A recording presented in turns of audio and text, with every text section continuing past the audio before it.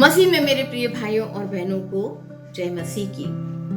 पेंतिकुस्त शब्द ग्रीक भाषा से आता है। इसका मतलब है 50वां। यह त्योहार पुनरुत्थान त्योहार के 50वें दिन के रविवार को मनाया जाता है। गेहूं की फसल कटने के 50वें दिन यहूदी समाज पेंतिकुस्त का यह दिन मनाता था। अगर आप इस दिन के बारे में पवित्र शास्त्र बाइबल में पढ़ना चाहते हैं तो इस दिन का उल्लेख पुराने नियम के अंदर निर्गमन 27-28 में आपको मिलेगा, संख्या 28 में आपको मिलेगा, ले व्यवस्था 16 और व्यवस्था विवरण 16 में इसका उल्लेख अवश्य मिलता है। यह दिन बहुत ही महत्वपूर्ण दिन माना जाता है क्योंकि गेहूं की फसल कटने के बाद 50वें दिन यह त्योहार मनाया जाता है। लेकिन शनै शनै जैसे ही समय गुजरता गया, रब्बी यानी कि यहूदी धार्मिक गुरुओं ने इस दिन को उस दिन से जोड़ दिया जब परमेश्वर ने सीनोई पर्वत पर हजरत मूसा को 10 आज्ञाएं दी। इस दिन का महत्व और भी बढ़ जाता है इसलिए कि यह माना जाता है कि जब परमेश्वर हजरत मूसा को 10 आज्ञाएं दे रहे थे तब उनका अनुवाद विश्व की अन्य भाषाओं में भी हो रहा था। पेंतिकुस्त के दिन को व्हाइट संडे यानी सफेद रविवार भी कहा जाता है क्योंकि इस दिन बपतिस्मा पाने वाले लोग सफेद कपड़े पहनते हैं। यह दिन दुनिया के लिए ईसाई गिरजा के मिशन की शुरुआत का प्रतीक भी माना जाता है। ईसाई गिरजाघरों में पहली बार कब यह त्योहार मनाया गया यह तो ज्ञात नहीं है, लेकिन दूसरी शताब्दी में पूर्वी गिरजाघरों में एपिस्टोला एपिस्टोलरम के एक काम में इसका उल्लेख मिलता है। कैथोलिक व अन्य पश्चिमी गिरजाघरों में पादरी अक्सर पेंतिकुस्त के दौरान आग की जीप के प्रतीक के रूप में लाल वस्त्र पहनते हैं और वेदी पर भी आमतौर पर लाल वस्त्र लगाए जाते हैं।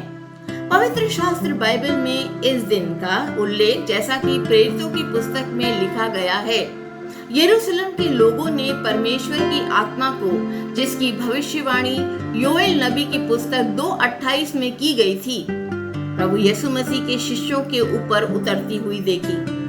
प्रभु यीशु मसीह स्वयं ने भी अपने शिष्यों से प्रतिज्ञा की थी कि मैं पिता से निवेदन करूंगा और वह तुम्हें दूसरा सहायक देगा कि वह सदा तुम्हारे साथ रहे, अर्थात सत्य का आत्मा।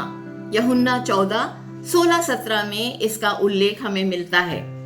जब प्रभु यीशु मसीह के स्वर्गारोहण का समय नजदीक आया तो सारे शिष्यों में पुनः घोर निराशा फैल गई। तब प्रभु यीशु मसीह ने आज के दिन वह सत्य की आत्मा जहां वे बैठे थे उतारी ताकि शिष्य संसार का मुकाबला कर सके। प्रेरितों के काम 2:13 में इसके ऊपर लिखा गया है कि जब शिष्यों पर पवित्र आत्मा उतरी तो जिन्होंने उन्हें देखा उन्होंने ठट्ठा करा और कहने लगे कि वे तो किसी नई मदिरा के नशे में हैं। पवित्र आत्मा का अवतरण का परिणाम यह था कि वे शिष्य जो कि निराशा की मुद्रा में थे, आशावान व्यक्तियों की भांति ऐसी मुद्रा में आ गए कि देखने वालों को यूं लगा कि जैसे शिष्यों ने कोई ताजा नई मदिरा पी रखी हो।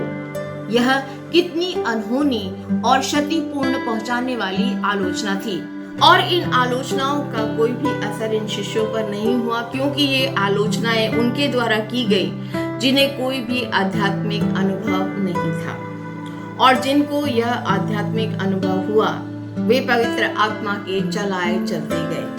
जैसा कि रोमियो की पुस्तक 8:14-15 में लिखा है कि वे ही परमेश्वर के पुत्र हैं क्योंकि तुम्हें दासत्व की आत्मा नहीं मिली है कि भयभीत हो जाओ, तुम्हें तो ले पालकपन की आत्मा मिली है जिसके कारण हम उसे हे पिता कहते हैं। जैसे ही इन शिष्यों का संबंध इस पवित्र आत्मा से हुआ, उन्हें ऐसा लगा कि वे परमेश्वर के समक्ष खड़े हो गए।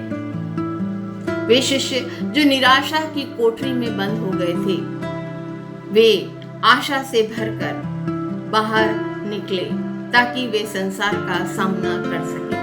उन्हें ऐसा लगा कि वे निराशा की कोठरी से बाहर निकल जाना चाहते हैं। उनके अंदर एक नई आशा, एक नए साहस का संचार हो चुका था। उन्हें ऐसा लगा कि वे एक नवीन मनुष्य बन गए हों। उन्हें ऐसा लगा कि मानो प्रभु यीशु मसीह ने स्वयं उनके शरीर के अंदर प्रवेश कर लिया हो।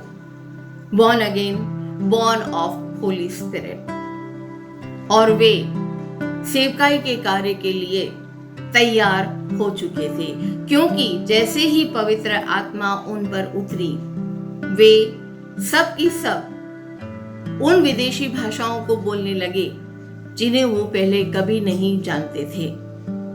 और इस स्वर्ग के नीचे जितनी भी इस संसार में जातियां फैली हैं, वे प्रभु का शुभ समाचार साझा करने के लिए तैयार हो चुकी थी और वे अपने मिशन के लिए निकल पड़े।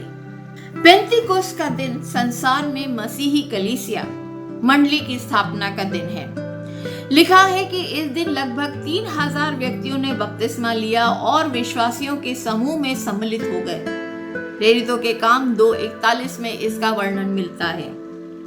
प्रभु यीशु मसीह के पुनरुत्थान की घटना ने उनके शिष्यों के मन में इस बात का दृढ़ विश्वास पैदा कर दिया था कि यीशु मसीह ही मसीहा है और इस मसीह के द्वारा संसार की मुक्ति संभव है। इस पवित्र आत्मा के अवतरण ने उनका मनोबल बढ़ाकर यह साहस उनमें पैदा कर दिया था कि वे यीशु मसीह के इस वचन को कार्यान्वित करेंगे कि जाओ, सारी जातियों में मेरे नाम की मुनादी करो और जो विश्वास लाए उसे पिता, पुत्र और पवित्र आत्मा के नाम से बपतिस्मा दो। जब पवित्र आत्मा उतर रही थी तब बड़ी आंधी की सनसनाहट की आवाज वहां पर हुई और तब एक बड़ी भीड़ वहां पर इकट्ठा हो गई। अर्थात जहां पवित्र आत्मा है वहां पर खुद ब खुद लोग प्रभु यीशु मसीह का संदेश सुनने के लिए एकत्रित हो जाते हैं। Lord Jesus draws people to himself. Holy Spirit draws people to him. वैसे भी प्रभु यीशु मसीह का पूरा व्यक्तित्व बहुत ही आकर्षक है। लोग खुद ब खुद उनकी ओर खिंचे चले आते हैं। जैसा कि हम पढ़ते हैं कि प्रभु यीशु मसीह ने जब्ती के पुत्रों से कहा, मेरे पीछे हो ले, और वे सब कुछ छोड़कर उसके पीछे हो लिए। मसीह के शिष्यों का यह संपूर्ण विश्वास था कि पवित्र आत्मा का अवतरण प्रभु यीशु मसीह की देन है, क्योंकि लिखा हुआ है कि यदि मैं न जाऊंगा तो वह सलाहकार तुम्हारे पास न आएगा, और अगर मैं जाता हूं तो उस सलाहकार यानी पवित्र आत्मा को तुम्हारे पास भेजूंगा। हम सब खुले चेहरों से दर्पण के सदृश प्रभु का तेज प्रतिबिंबित करते हैं और प्रभु द्वारा जो आत्मा है तेज पर तेज ग्रहण करते हुए उनके प्रतिरूप बनते चले जाते हैं। 2 कुरिन्थियन 3:17-18 में यह लिखा हुआ है।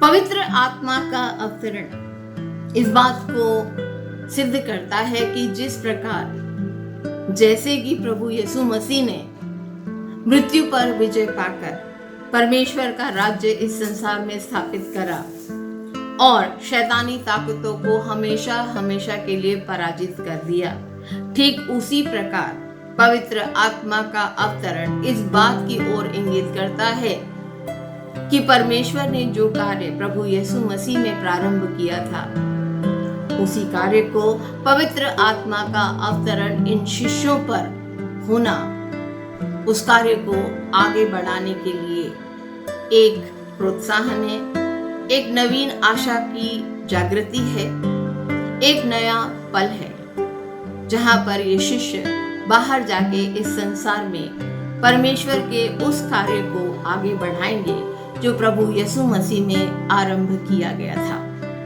पेंतीकोस्त का ये दिन मानव इतिहास के लिए एक नया दिन है, एक नवीन युग है जहां पर पवित्र आत्मा इस संसार में अपना कार्य कर रही है। जी हाँ, मानव इतिहास में पवित्र आत्मा अपना अद्भुत कार्य कर रही है और मनुष्यों में अपने पापों से पश्चाताप की भावना का उदय और परमेश्वर के शुभ संदेशों को स्वीकार करने के लिए बाध्य कर रही है।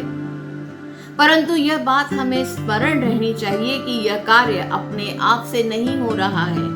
ये कोई ऑटोमेटिक काम नहीं है, परंतु इसका स्रोत प्रभु यीशु मसीह है। प्रभु मसीह ने इस पवित्र आत्मा को अपने शिष्यों पर अवतरित किया था। आज का दिन मसीह जगत के लिए संदेश का दिन है कि वह मसीह के संदेशों को संसार भर के लोगों में फैलाए। जिस प्रकार पेंतिकुस्त के दिन अनेक देशों के लोगों ने पतरस के मुख से अपनी अपनी भाषाओं में मसीह के संदेश को सुना था, ठीक उसी प्रकार हम पर भी मसीह के शिष्य होने के नाते ये जिम्मेदारी आती है कि इस नवीन विश्वास का प्रचार करें, to spread the new faith. लेकिन आधुनिक युग में पेंतिकुस्त के इस दिन को एक उत्साह विहीन पेंतिकुस्त का दिन मनाया जाता है। एक लेखक इस संदर्भ में लिखते हैं कि not sin but civilization will kill the church. इसीलिए आज के दिन यह बहुत जरूरी है कि हम पवित्र आत्मा को अपने जीवन में स्थान दें। यदि हम में प्रभु यीशु मसीह निवास नहीं करते, यदि हमारे अंदर उनकी आत्मा नहीं है, तो मानो हमारा प्रभु यीशु मसीह से कोई संबंध नहीं है। मसीह में मेरे प्रिय भाइयों और बहनों, मसीहियत कोई रीति रिवाजों का धर्म नहीं है। यह एक अनुभव है। यह वो अनुभव है जो उन शिष्यों ने महसूस किया जब पवित्र आत्मा का सामर्थ्य उन पर उतरा और देखने वालों को यूं लगा कि जैसे उन्होंने कोई नई मदिरा पी रखी और उन्होंने पवित्र आत्मा की सामर्थ्य से संसार के कोने कोने में जाकर प्रभु यीशु मसीह के संदेशों को सुनाया। पेंतिकुस्त के इस दिन में जब पवित्र आत्मा उन पर अवतरित हुई तो वे एक नवीन मनुष्य बन गए। आज हमें इस बात की आत्म अवलोकन करने की आवश्यकता है कि क्या हमने अपने जीवन में पवित्र आत्मा को स्थान दिया है। पवित्र आत्मा जो प्रभु परमेश्वर की सामर्थ्य है, जो हमें एक साहस से भरती है, जो हमें एक मिशन से भरती है कि हम संसार की सारी जातियों में प्रभु यीशु मसीह के संदेश को सुनाएं। आज इस दिन हम लोग इस बात का आत्म अवलोकन करें कि क्या हमारे इस छोटे से झुंड पर पवित्र आत्मा उतरी है, परमेश्वर का सामर्थ्य हम में काम कर रहा है, या हम एक उत्साह विहीन पेंतिकुस्त का दिन मनाने जा रहे हैं।